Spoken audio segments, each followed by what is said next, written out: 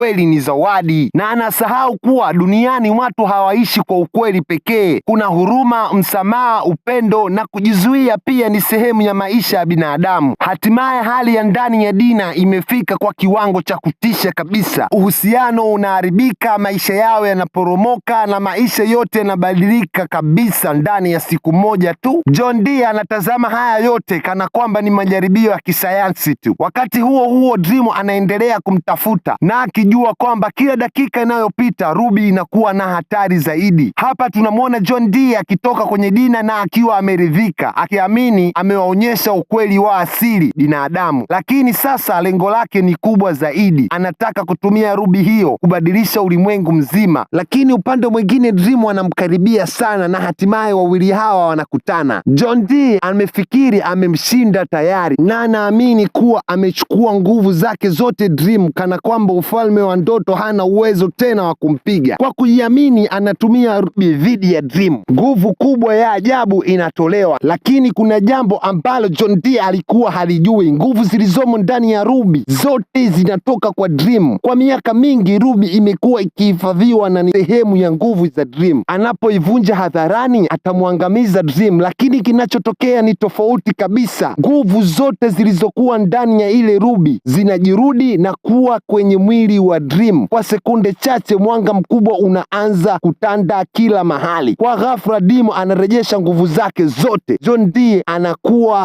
Dee anaanguka akiwa hana uwezo tena. Baada ya kumuua Dream anamwachia aishi na anamrudisha hospitalini, kwa sababu tatizo kubwa lilikuwa tamaa na uwazimu wake, sio nguvu zake.